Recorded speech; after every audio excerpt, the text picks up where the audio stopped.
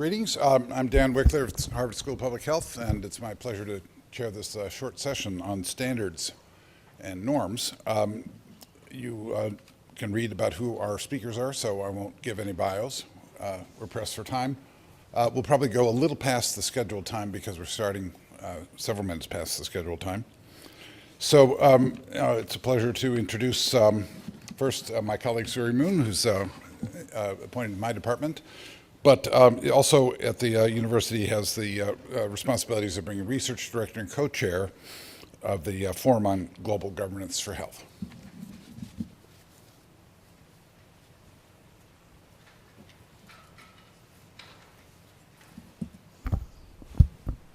Okay. Thanks very much for the introduction, and I wanted to especially thank Nir and Jennifer for organizing this event, which has been really thought-provoking and fascinating for me. So I'm going to offer a few questions on the issue of standards and how standards can be set for any kind of rating schemes that may be set up or may have been set up. And I'm going to structure my presentation around three particular questions, trying to address the challenge of how do you actually create yardsticks when the norms that are supposed to inform those yardsticks are either unclear, conflicting, and or evolving. Okay. So what are the norms around what business responsibilities, in fact, should be with respect to global health? And how should these norms, in fact, inform the creation of rating standards? I would argue that there is certainly no consensus on what these norms should be, although as we heard in the presentation this morning from John Ruggie, there certainly has been an attempt to try to reach greater clarity and consensus on some of those norms. So three questions for you all to consider, and I hope we'll have a chance to discuss this with the broader group and with the panel. The first is a question around process. So who does or who should, in fact, set the norms and through what processes? Second is a question around consensus. How can standards, in fact, be created if norms are unclear, conflicting, or evolving? And I'll offer a concrete example of that. And then finally, third, how does the purpose of the standards, how does the end goal, in fact, shape the construction of the standards? And how might that, in fact, shape the way we think about the credibility of those standards? So for the first question. So this is a slide showing various tools that are useful for, or that are used, I should say, to govern business at the transnational level. And this is taken from a project on the private sector and global health that I've been working on together with Elena Suzuki, who's sitting in the back of the room. And basically, we're mapping out the different types of tools and instruments at the transnational level that might be useful. So we're focusing very much beyond the national level. And I think what's useful about this framework is that it highlights, in fact, the various kinds of actors who, in fact, are involved in the shaping of norms, particularly beyond the national level. So if we look at this, this spectrum from sort of the less formal and binding at the top of the page to the more formal and binding, you have a different sort of a spectrum of normative tools or policy tools, you could say. Starting from the top, the least formal, you have normative claims that might be advanced by a number of different, what I would call norm entrepreneurs, and this can be really anybody. It can be civil society campaigners, it can appear in op-eds written by academics or others, it can be journalists who are advancing certain claims, and sometimes these are the norms that might inform standards. Second, you have what I would call informal norms that are codified but non-binding, and these can be, again, asserted by a whole range of actors. It can be industry, it can be civil society, it can be experts, but these would be norms that are not yet endorsed by any kind of authoritative governing body. So one example is the Access to Medicines Index. And this might be where many of the rating schemes that we've been looking at fit in this sort of earlier or a space towards the top of the spectrum. And then we have voluntary formal norms, and I think there are three useful types to think about, and these are codified non-binding norms endorsed by an authoritative body. I should probably pause here just to say that generally speaking at the transnational level, as many of you are aware, this is the big problem, is that we don't have binding norms, and I think this is a question that Jennifer raised earlier. Let me just briefly go a little bit, oops. Uh-oh.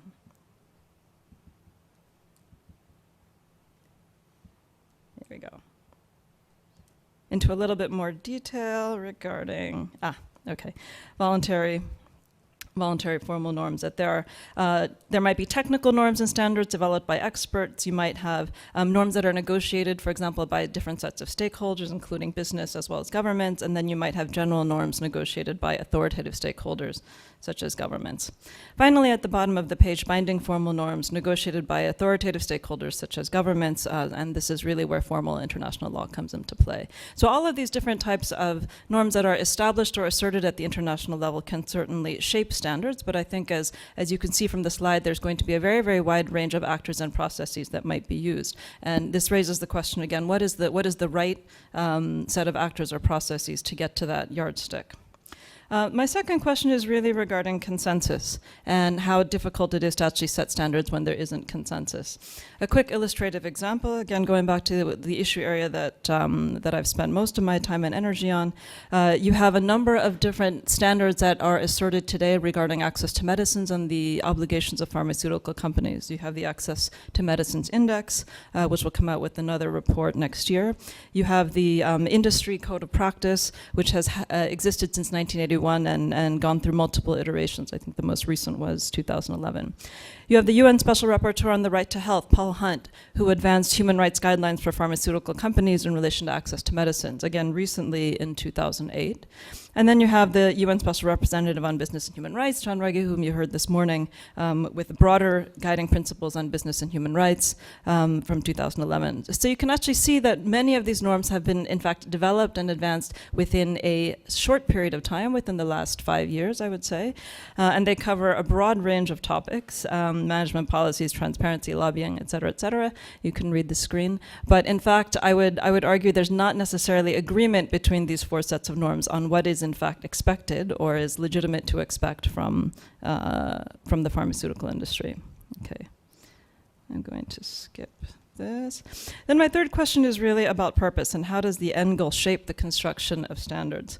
And generally we can think about ratings as sort of a carrots and sticks type of instrument. You want to reward companies that do socially desirable things and punish or downgrade those that don't. However, there is a risk that if we set easier standards, or in the academic context we give out lots of A's, maybe this is a way of setting bigger carrots, and I would raise the question, does that actually lead to, is that what you would put in place if you're looking for incremental or quote-unquote feasible change in a firm or industry, rewarding what a number of companies are already doing? On the other hand, if you create tougher standards or give out a lot of D's, in other words, create bigger sticks, is this in fact the way that you might get major or more disruptive change in a firm or industry? Is that going to be more effective?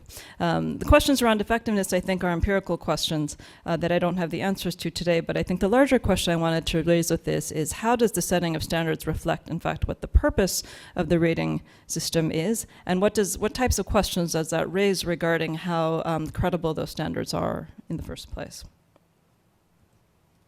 Okay, thank you very much.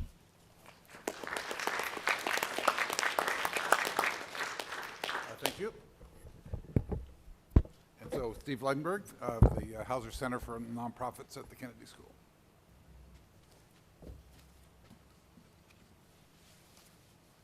Okay, thank you.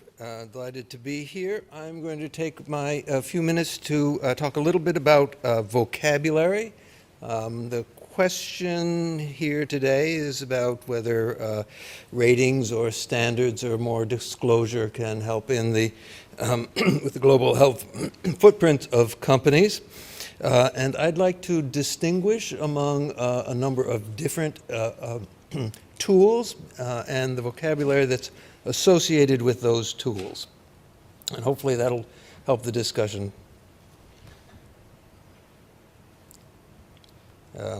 Sorry.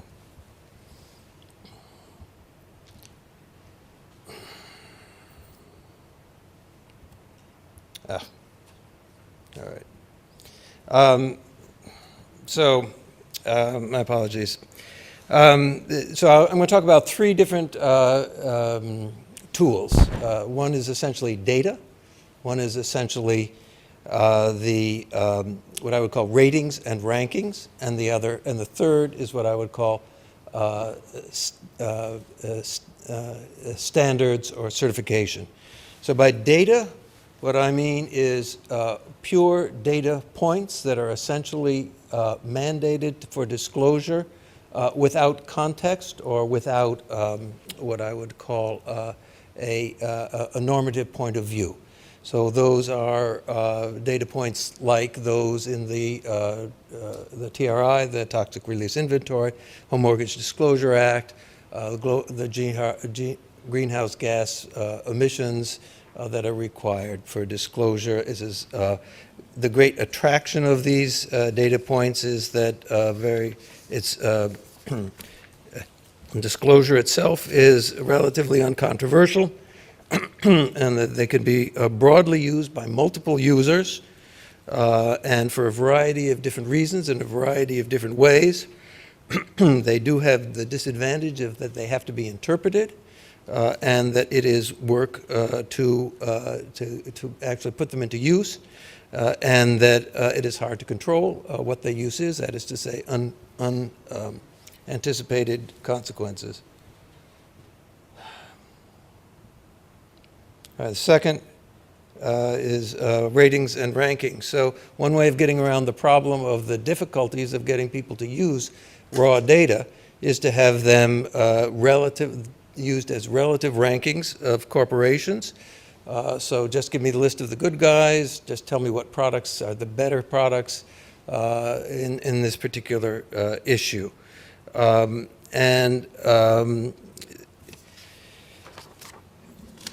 These are result in a lot of the best of lists, relative rankings, and a lot of what in my vocabulary are indexes, which is the relative ranking, the forced ranking of corporations or products on a given issue. They have a great virtue in that they attract the competitive instincts of corporate managers. That is to say, they direct corporate managers to look at very specific issues because they will know they are going to be rated and ranked on those issues. They are very useful for making comparative shopping decisions for consumers or individuals. The problem with these is that the relative rankings and ratings, which are based on scores, are in the eyes of the rater, and that once there are multiple raters out there, it gets very difficult to, different companies show up different places on different lists. Third way around this, the problem with both the relative rankings and the raw data, the problems with raw data, is to have absolute standards. So standards that are based on broadly agreed upon norms and standards, and they have the great virtue of being absolute, both in threshold and absolute in the sense that there is the broad agreement. They tend to be on-off. So labels are either you are or you are not fair trade, either you are or you are not FSC certified, LEED, etc. Problem is you do get competing standards, and another problem is the broader you try and make these absolute distinctions, the harder it is to get a certification process. The great virtue is that you can use it for certification verification, and then institutional investors in particular can use those. I'm going to skip the scenarios, things, and issue of times. Here's our couple of issues, a couple of things to be thought about in terms of how to set standards. I think they go along pretty much with what Professor Moon was talking about. I'm going to skip over those. Oopsie. Now what's going on? All right, I'm going to just do this way.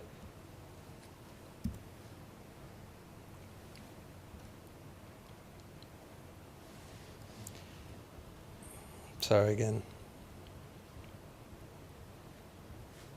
I don't know why it's doing that. All right, so 2 points here then, final points that I want to make. There are a number of key questions that are on the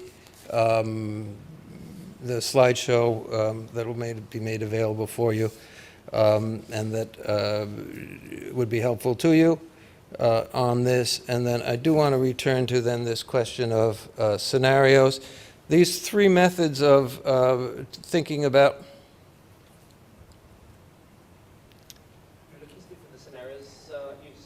was there. Yes, I know, I'm trying to get it back here. I think it's the one, the penultimate one, I think, was the scenario.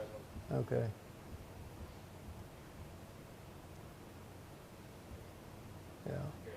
Yeah. If the goal of this is not thought about very much, if the ultimate goal is to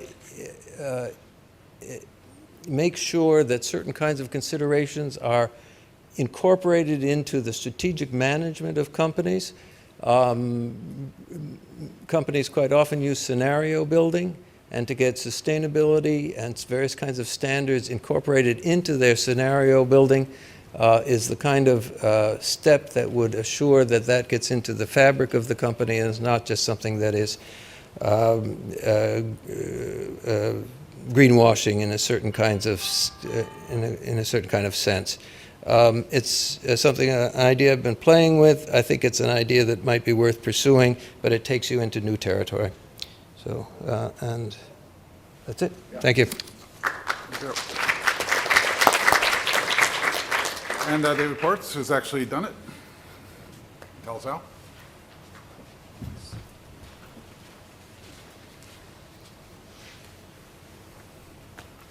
Great. Well, good afternoon. As was mentioned, I'm David Poritz. I'm the president of Equitable Origin. So my hope is in the 5 to 7 minutes I can shed a little bit of light on the very practical applications of a lot of the themes that we're talking about. Although there's many different aspects of today's conversation that I could have addressed in a practical context, the area that I decided to speak about is the role of grassroots mobilization actually in the standard development process. So it was mentioned in regards to FSC. However, I thought it would be helpful to dive a little bit deeper and begin to ask some questions about what role grassroots and really local level stakeholder engagement really has in creating rigorous standards. So I just wanted to first put up this map because this was the map that really kind of inspired the creation of Equitable Origin, which is the first independent, multi-stakeholder based environmental and social certification for the oil and gas industry. So again, we've spoken about FSC, which applies to forestry. We've spoken about systems that are geared toward public health questions.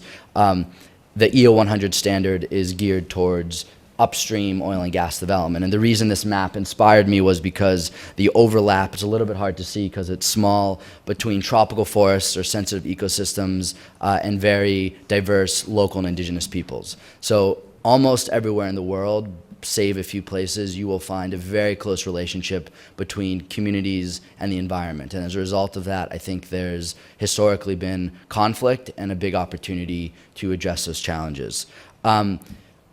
The second map is of the country of Colombia, which is at the northern part of South America.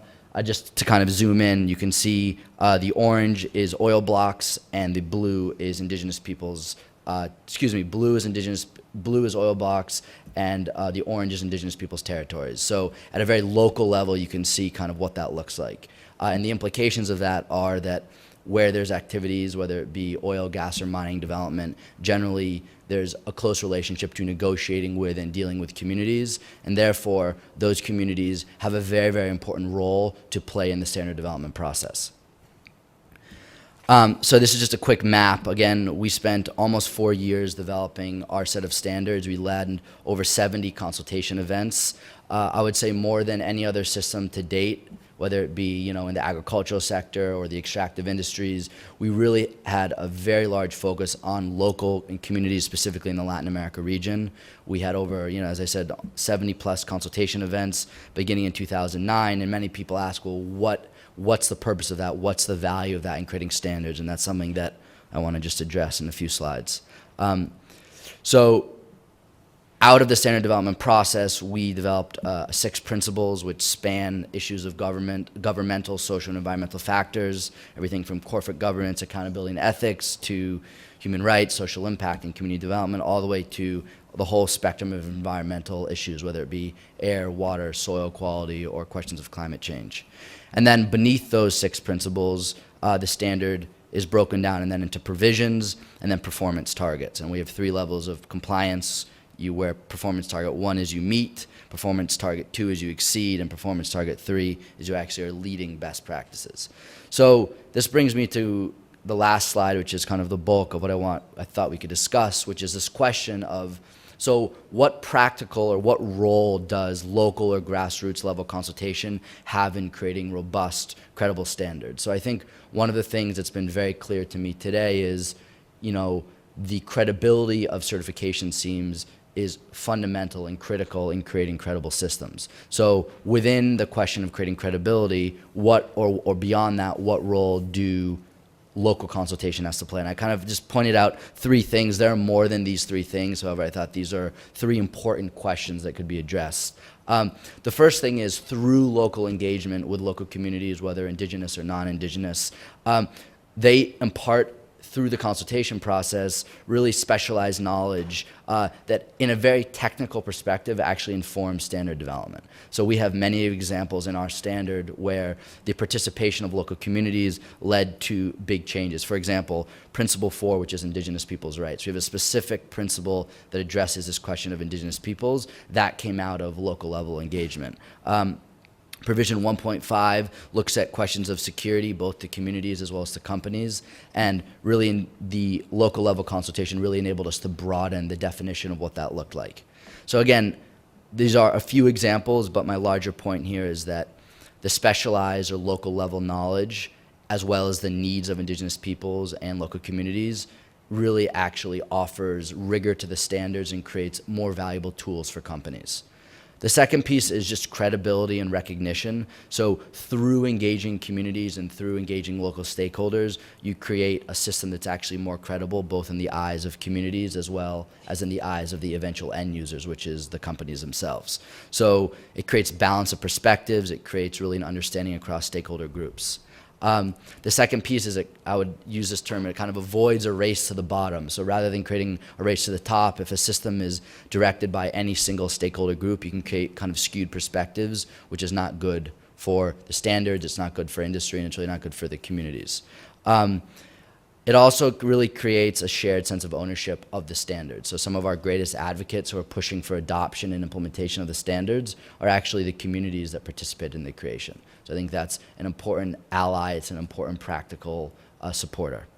The last thing, which I don't necessarily think has been addressed today, but through credibility and through local support, the standards at the end of the day become a more useful tool for companies to create and gain or actually maintain a social license to operate. So, whether you look at the mining sector in Peru and you look at all the challenges that, Newmont, or again, there's a whole slew of examples in the extractive industries, both in South America and well beyond, really companies are finally understanding the importance and the role of both gaining, but more importantly, maintaining relationships and a social license with the community. And if standards actually incorporate communities and really very deep stakeholder engagement, that tool at the end of the day enables for companies to actually arrive at and maintain a social license to operate. So anyway, those are 3 points that address the questions of the role and the value of grassroots consultation. There are many more, but hopefully we can speak about them when we finish. Thank you. Thank you very much. If we can, why don't we take 2 or 3 minutes for questions? Wish we had more. So many have been questions are possible. Yeah. I'm kind of interested in sort of a distinction that was made in Jennifer's paper between the corporate social responsibility model, which incorporates the corporation's perspectives and stakeholders' perspectives from the start, and then this sort of external validity model where you're trying to, from an external perspective, I don't know, maybe in the way I do in my index, use the best science or the best expert methodology, whatever that is, to evaluate something, and then taking that to corporations. I'd just like to know about your experiences with either, comparing or contrasting these kinds of models. Maybe the advantages and disadvantages that you perceive from this, because it seems like you might have some relevant. Great question. The answer will have to take about 15 minutes, so let's aggregate here. Do we have other questions we can bundle? I'd like to throw one in then, and then we'll ask for responses.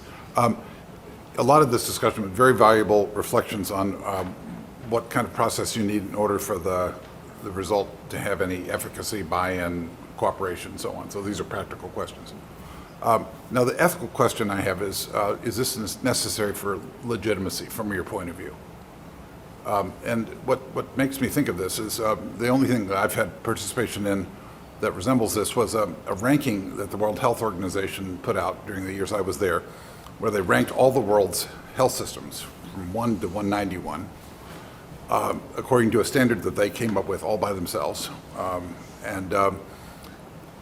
There was a bit of consultation, but that was not the long suit. This thing had incredible impact, incredible. So how important, and I think that justifies it, really. So anyway, you can address either of these or neither of these questions. Suerie, do you have a response? Oh, this is on. Yeah, thank you. Well, I think the comments that David just made in the last presentation were really valuable in reminding us that those who are most directly affected, I think, by practices should certainly be involved in standard setting.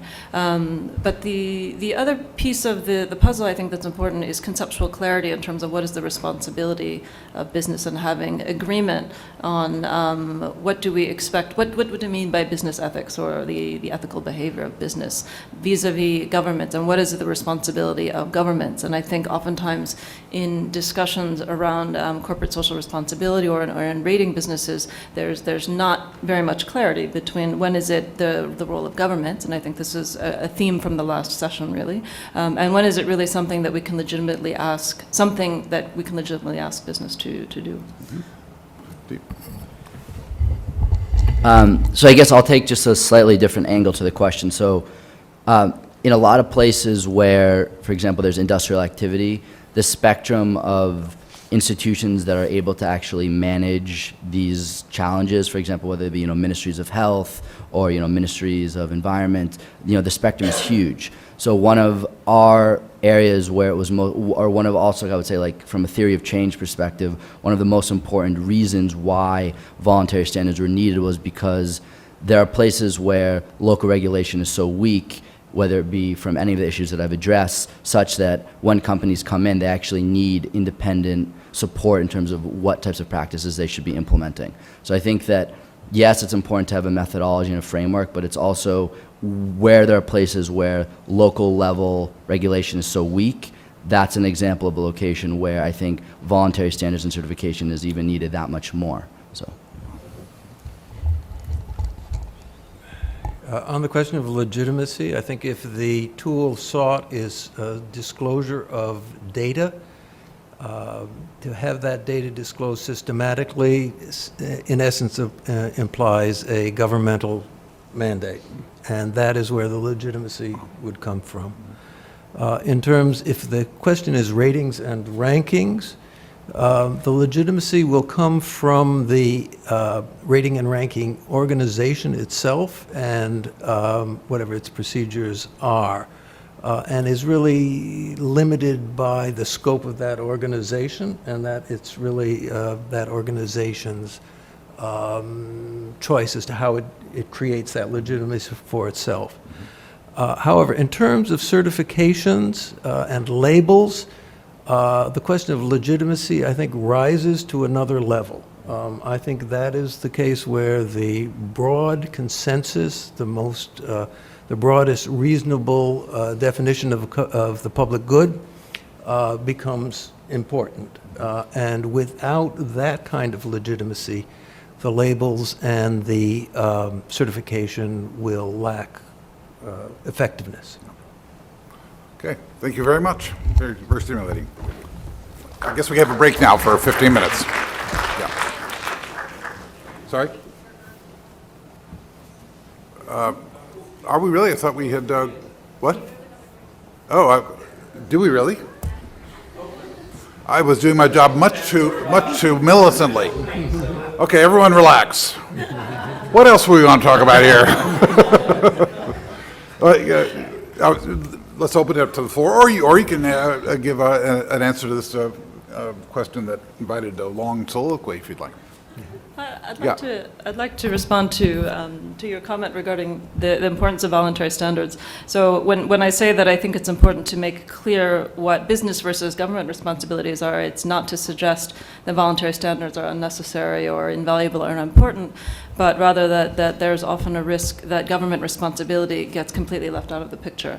And I think what has been valuable about John Ruggie's framework is to put back on the table, even recognizing that in many countries governmental institutions might be weak, or there might be major power disparities that make it difficult for governments to regulate very powerful economic actors, that does remain a government responsibility, and that sometimes we find that in fact governments are able to do it when enough political pressure is put on them. So I don't think that they are mutually exclusive, the development of voluntary standards through multi-stakeholder consultations and insisting on government responsibility for protecting the rights of its population. And just to add that, I think it dovetails what you're saying, is voluntary standards are often, have been seen to become an important testing ground for government to also test innovative regulation that potentially they may not necessarily do within a normal legal context. So, there are examples, for example, in Mexico, FSC, for example, is cross-recognized within the Ministry of Environment. So there are plenty of examples where government says, okay, well, this is something that we probably wouldn't necessarily want to pass as formal law yet. Let's see how it plays out in a voluntary context. And then from there, we can then integrate that into more hard law-based models that we'd like to see. So I think that there's definitely overlap, and I think they can be complementary, and they don't necessarily have to be conflicting with one another. So. It just is worth pointing out that in addition to governmental responsibilities in the sense of command and control type regulation, there are other kinds of government roles that can act in support of voluntary standards and rating systems.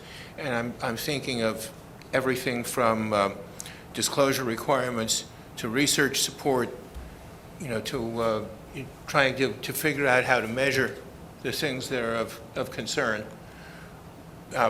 Which can be valuable even in the absence of the willingness to do command and control. And it's also worth mentioning that the government shortcomings that are important are not only the shortcomings of democracy, but the shortcomings of the ability to support one-size-fits-all rules. That sometimes the best way to manage things is not by that approach. And you need something that's more flexible, that doesn't require legislation to be changed and updated.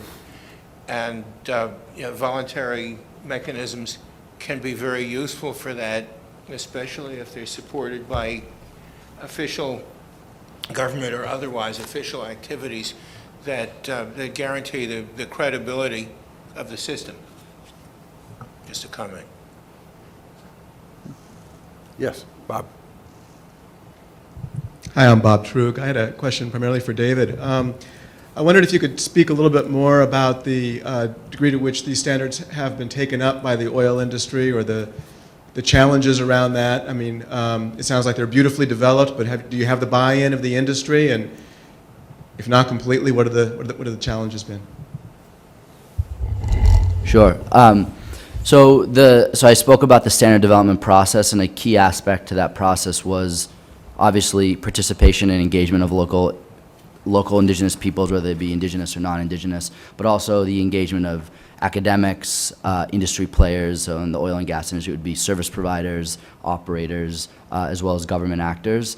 So in the Latin America region where our standards were developed, although they're global in scope, they are focused initially in terms of the rollout process in basically the Andean region, primarily basically from Bolivia up through Colombia. So in that context, we've had engagement from most of the state oil companies in those countries, some major privately held companies, and right now we have about 4 companies in the region that are currently implementing the standard. So the largest private company, Pacific Rubiales in Colombia, the state company in Ecuador, the state company in Colombia. So we have a pretty good array of different groups. I'll also say that it's been very slow. So, it's been getting the oil and gas industry, which is incredibly profitable with business as usual, to adopt standards that are generally viewed as not necessarily core to their business, has prevented a very, very difficult set of challenges. So if you had asked me today, would 4 years, 5 years later, would you have more industry adoption? I would have hopefully been able to say yes. But it's a process, and it's a process of creating momentum, and a lot of companies want to see what it looks like in practice. So that's why every company that does it means it's that much easier to get a subsequent company. Yeah.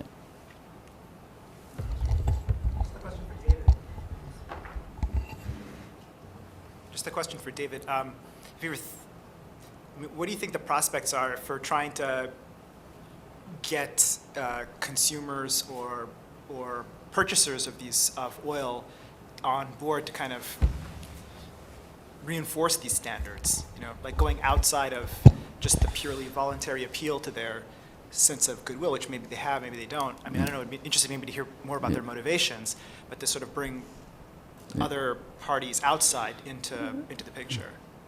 So that's a great question. So just to be clear, the focus of my presentation was strictly kind of on the implementation of the standard side of things, and very much not on the market mechanisms as a means to increase uptake. But 50% of our model that I didn't talk about is an innovative market-based incentive, which does provide consumers and what I call downstream users. So anyone, the other side of the supply chain, who's a user of oil and gas, anyone from transportation-based companies to to towns and cities or universities. We all use petroleum in some aspect of our life. So unlike many sectors, for example, fair trade, or which would be obviously focuses on the agricultural sector, or whether it be wood products, most of those products are traceable throughout the supply chain. So in other words, a fair trade certified bag of coffee that's harvested in Nicaragua can actually be traced and tracked throughout the supply chain to a Starbucks or a Ben & Jerry's or whoever the end user is.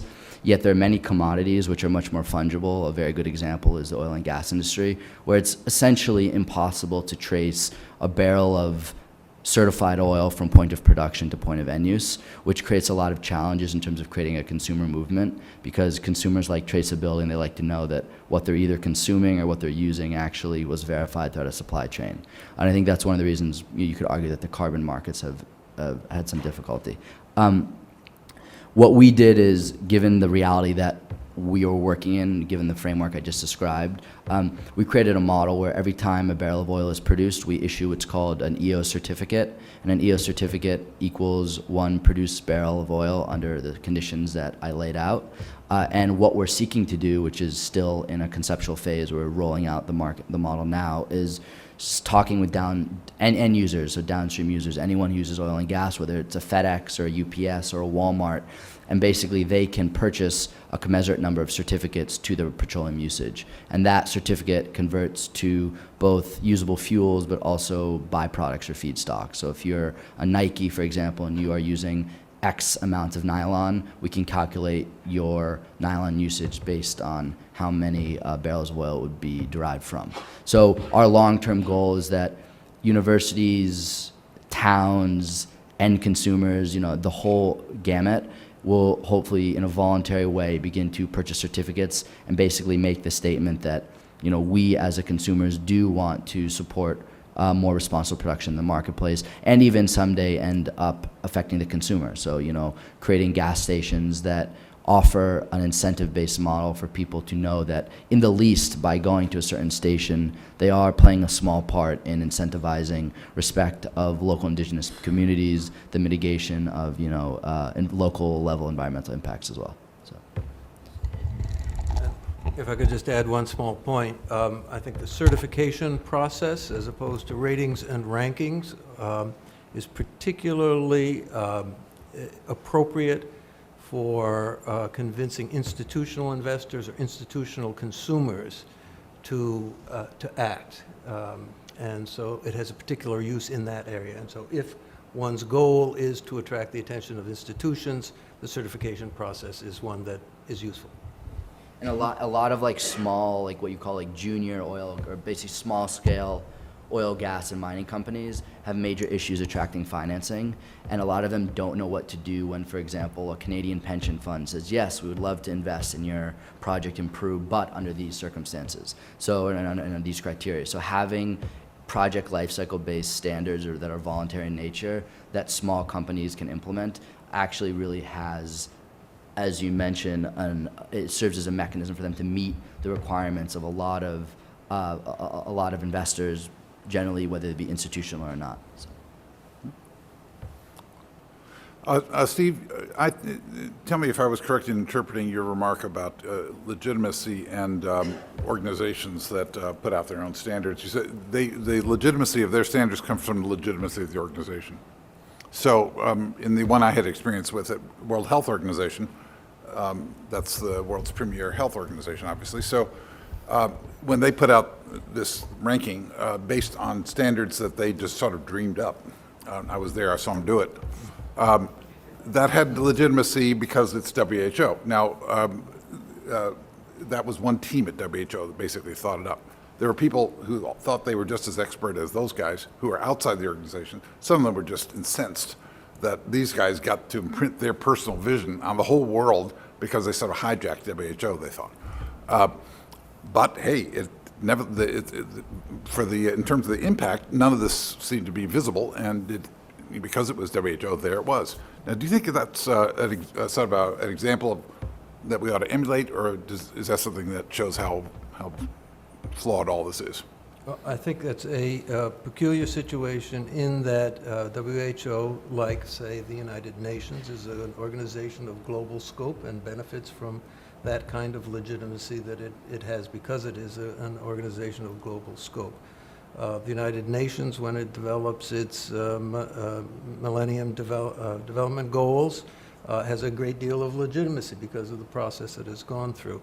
One would, I think, generally expect an organization of global scope to conduct global consultation in developing things. So I think it's a peculiar situation, and you probably got away with more legitimacy than a lesser organization would have gotten away with had it conducted itself in the same way. Just to respond to the story that you were telling, which is one that we teach in our class every year.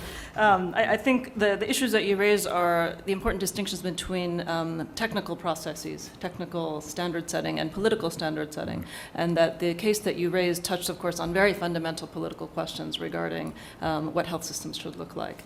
And while WHO had and continues to have a certain amount of technical authority and legitimacy, I think that is unfortunately being eroded in many ways, which is, of course, maybe a longer and separate conversation.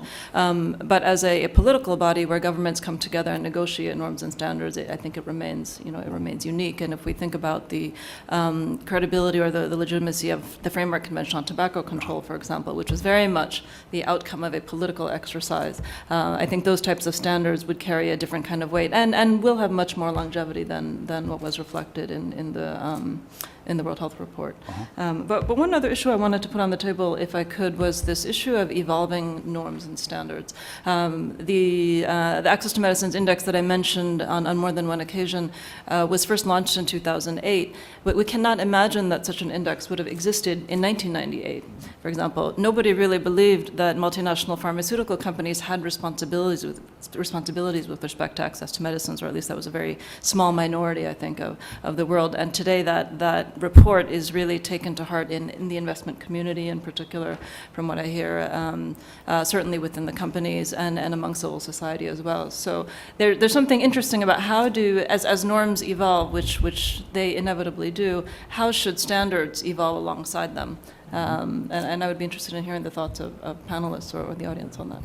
And just to add a word on the access to medicines, I mean, it does in part have its legitimacy because corporations, governments, and NGOs have been involved in it from the start. So there is a broad consultative model from the start. Well, I should respond quickly. I think it has developed much more buy-in over the last 6 years than it had at the very beginning, because I think in the beginning it was not trusted in certain quarters. I think it was perceived to be too favorable to industry, and it's an interesting case study, I think, in how they amended and developed their methodology and evolved with the times in a way to respond to critiques over the years. And the problem is that the 2014 methodology isn't perfectly comparable to the 2008 one, which is true of many, many types of research projects. But I do believe that some quarters of civil society were very suspicious at the beginning and are now much more accepting because of that change in process. Near. Yeah, one more. Sometimes involving the stakeholders, it can go unwell. So it has some disadvantages. It's not like a democratic election where you interview everybody in the region. It's necessarily somewhat arbitrary whom you pick. This individual, it's going to be only a few individuals because of budget constraints. This individual has some flaws that we all have, and I can imagine schemes that give them some sort of veto power because it's really important to get the legitimacy, which might kind of be basically jeopardize too much. And I wonder if we couldn't, I do also see the attraction at the same time of getting feedback from people who typically know more about the situation on the ground, who know more what people there care about in practical terms and just not missing the point terms. I wonder whether a potential way to kind of counterbalance all of these, sort of achieve the right balance between all of these would be to say for some issues we need more by way of deliberation with the people on the ground that gives them, say, more power in the decision-making process. And for some issues, say the less controversial ones, it's okay to go with less. And it's basically going to be sensitive to what is the issue at stake. What I'm thinking about is if some issue is just, it's a no-brainer that living with some pollution or in not having a physician is not great for you. Maybe we can count some on those rich folks who buy the Starbucks coffees and the experts at WHO or in the company to make decisions more than when it comes to other issues where sensitivity to detail is really acutely important. No, I agree with you. I mean, there's certain issues where broad consensus has been established, and for those issues, there's no need to reproduce the whole process of establishing consensus. Other issues are much more highly political, and the degree to which they are political requires a greater involvement and consultation process. Yeah, I would say, from our experiences, the actual, the real influence of having local participation was seen in very specific instances. It wasn't, also we went into the process realizing that, we're not going to reinvent everything. So really what we created was a compilation of existing best practices and then took that and then put that through consultation. So I think that you're absolutely right, that just because someone is from a minority group and doesn't necessarily have a voice in a traditional environment doesn't mean that they can add value to a standard development process in every instance. Yet, at the same time, there are places that they can. So probably the area that was most influenced was the issue that's also the most controversial issue generally in the extractive industries is this concept of FPIC, or free, prior, and informed consent. So does a community have, what is the framework by which a community can decide if they do or do not want industrial activity to take place in their town or their community? So definitely to answer your question, it's skewed. So there's certain places where having local participation is really felt, and there are other places where it's neither adds a lot of value nor is there a really big influence. Suerie, okay. So this is a nice transition question, though, for the next panel on metrics, because as our WHO experience showed, you can smuggle in a whole lot of norms in the metric, and no one sees it coming. Thank you very much for stimulating your discussion.